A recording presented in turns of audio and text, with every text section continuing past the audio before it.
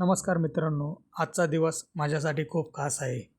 आज मैं आपको क्रोएशिया के डेली लाइफ और ड्राइविंग लाइसेंस के बारे में पूरा एक्सपीरियंस बताने वाला हूँ। आज सकाळी लवकर उठलो आणि ड्रायव्हिंग लायसन्सच्या कामासाठी निघालो।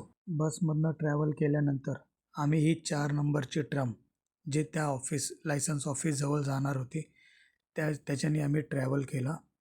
तर तुम्ही बघू शकता ही 4 नंबरची ट्रम आहे। या ट्रमने आम्ही लायसन्स ऑफिस जवळ गेलो। क्रोएशियाचे स्वच्छता, रस्ते आणि इथली शांतता वातावरण मला खूपच आवडतं। आणि तुम्ही बघू शकता इथं लोक नियमाचं किती पालन करतात सिग्नलच्या वेळेस। आणि आता आपण त्या ऑफिस जवळ आलो आहे जिथं ड्रायव्हिंग लायसन्सची प्रोसेस होती आहे। मी तुम्हाला ते ऑफिस दाखवतो, पर आतमध्ये त्याची शूट करता येतं की याची अनुमती आहे की नाही माहिती नाही। तरी पण मी आतला तुम्हाला एक्सपिरियन्स शेअर करल, म्हणजे प्रोसेस कशी होती, किती दिवसात मला लायसन्स भेटले। तुम्ही बघू शकता ही ऑफिस आहे। ते ऑफिसमध्ये सगळे लायसन्सची प्लस इथल्या रेसिडेन्सी कामं होतात।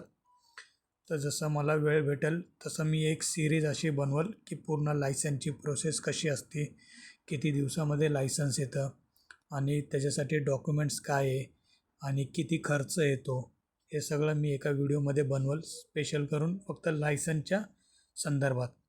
बघा मला लायसन्स भेटले आणि ते मी लायसन्स आता घेऊन चाललो आहे घरी। तर आता जरा फिरू थोडं बाहेर। लायसन्स घेतल्यानंतर माझा विचार झाला थोडं फिरून येऊया। तर मी आज सेंटरला गेलो, खूप दिवस झाले तर सेंटरला गेलो नव्हतो। तर मी बोललो आज सेंटरला जाऊन येऊया। तर मी एक सेंटरला आलो तर वाटतं इथं काय ते इव्हेंट्स चालू है। तो पर आता दिवसा तो काय नहीं। फिर उसके बाद हमें भूख लगी, इसीलिए हम अपना इंडियन रेस्टोरेंट है टेस्ट ऑफ इंडिया, वहाँ पर गए और अपना इंडियन डिश खाने का मन किया तो उधर जाके खाना खाए। देख सकते हो आप कितना साइलेंट है इधर।